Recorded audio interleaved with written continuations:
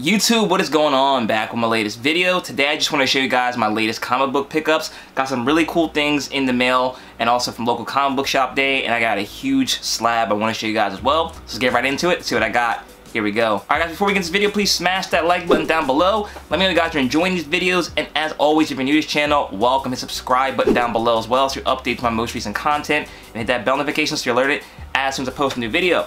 So it's been a while since I actually went to my local comic book shop. I had books on hold, and gotta show you guys some of the stuff that I got. It's all pretty much stuff I've been reading and not necessarily like, you know, any first appearances or anything like that. So I'm just gonna zoom through this real quick and I'll show you guys some of the bigger things I got in the mail that were pretty much for the collection. So up next, up first we have Seven Secrets number 17. Definitely need to catch up on this. I think I'm all caught up beyond the books I picked up. Again, I've suggested this series all the time. Very, very good one. We got Something's Killing Children number 23. Another great series. And then the other book, well, not the other book, one of the other books I've been reading is Department of Truth, issue number 18. Really excited to get back into these. I know I've been busy, so I haven't been actually keeping up with my reading. But, you know, definitely great stories, ones to check out for sure. We got Nice House on the Lake number, which one's 9? 9 right there. Let me know if you guys are reading any of these stories in the comment section below. I want to hear your guys' opinion on these. Got Something's Killing Children number 24. Department of Truth number 19. Looks like we have Seven Secrets number 18, which is I think the most recent issue. And then a new book that they suggested for me at the shop is The Closet number 1. I haven't read anything about, I've heard, you know, like the synopsis about this, but this is also a James Tynion book. As you can see from the books I've been reading, I'm a fan of his and his writing. So really excited to get into this book. If you guys have read it, let me know in the comment section below. I have not read this yet, but really excited to get into it and see what it's all about. So that's just the reader copies I got, but now I want to show you guys some of the things I got for the collection, and then we'll end on that big slab I told you guys I got. So here are the, was it 4 books? Yeah, 4 books that are pretty interesting books to get, all animation related, which is kind of interesting. So up first is a book, you know, a cartoon I grew up with. I don't know if this one's gonna have any value or anything later down the line, but I grew up watching the show, the toys, and had to pick this one up. We have Biker Mice from Mars number 1. So if you're a 90s kid or 80s kid, probably remember this show vividly well.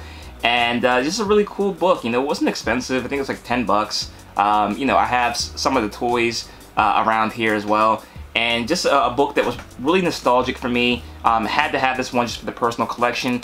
I think I'm going to send this out, get graded just to have it in the collection.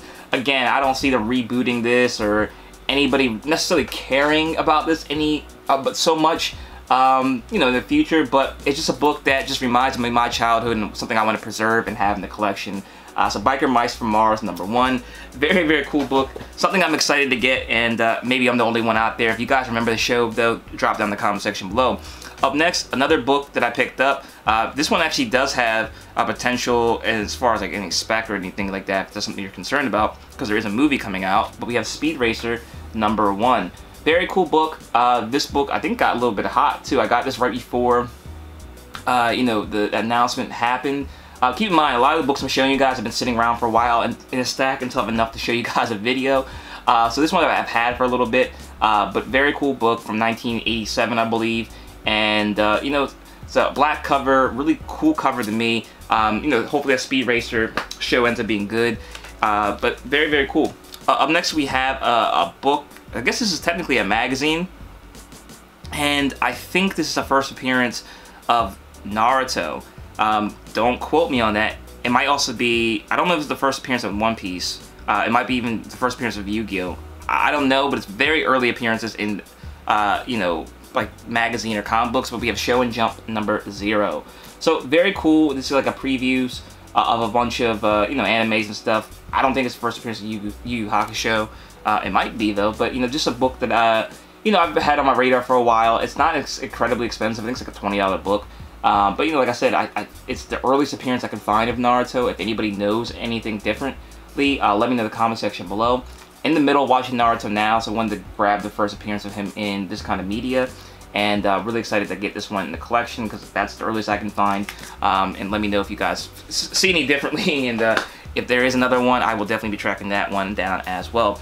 And then last but not least, another hard to find book. Not really expensive, but a hard to find book. You don't see them too often because they actually did not release in the United States. But we have Rugrats number 1. So this was actually released in England. As you can see, there is a 25 pence price tag on there. Like I said, it's a book that's not expensive per se. I think it's like a $15–20 book, but then you have most of the copies that I've found in the past have been over in England, because like I said, it released over there. This is actually the first appearance of Rugrats. There is a Rugrats #1 that came out in the US sometime, you know, much later, but this is the first appearance of Rugrats in comic books. If you're a 90s kid like me, Rugrats was the king of cartoons for a while, and before SpongeBob happened.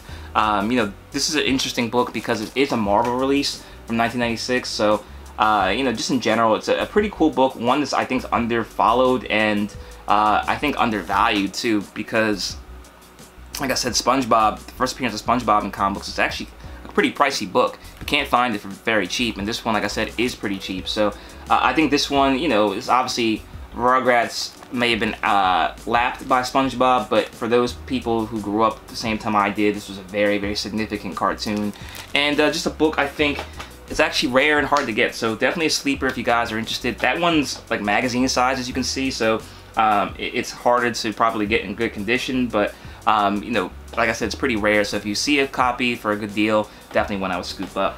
So last but not least, guys, I have a big slab I want to show you guys. This is one I've had on my radar for a while. I've been trying to track it down for, like I said, a long time, but I've always lost auctions on this. It's getting to be a rather pricey book, so happy that I nailed this one down, got in the collection, and it looks pretty good for the grade it is. We have Iron Man #1 in a 6.5. So this is from 1968, so it's almost a 50-year, well, it's over a 50-year book now. 54 years. That's pretty crazy how old this book is. But this is Iron Man in his first solo series. I don't have the first appearance of Iron Man. I actually have the second appearance of Iron Man in comic books, and maybe even the third. I think I have both. So this is the next logical step down the line before I get that Tales of Suspense book, where it's the first appearance, which is an extremely expensive book in any grade. And get this one in a pretty decent grade. I would say, you know, it looks pretty good for the condition. I don't really remember off the top of my head how much I paid for this, just because like I said, I had it been sitting around for a while, but definitely a pretty penny. It wasn't a cheap book, but definitely one I got for a fair deal, and one I've been excited to show you guys for a while. Like I said, these books and slabs I get kind of stay in a pile, you know, that I don't really, you know, go through or look at until I do these videos. So really excited to get this in the collection, you know, appreciate it for myself. And like I said, it's been one that's been on the list for a long time. I can think the only really obvious flaws, there's like a little bit of a crease up there, but outside that, for a dark cover book, it presents very, very well, and I'm happy to get this one. So there you guys go. Those are the books I got to add to the collection this week. Let me know in the comment section below what you guys grabbed, and if you are going to pick up any of these books I showed in the video. So thanks for watching. As always, like, comment, share, subscribe if you're new. Check me out on my Instagram at ThePopSavage. You can stay connected there. And also my main channel at PopSavage if you're interested in Funko Pops. Thanks again for watching, guys. Until next time, see you later.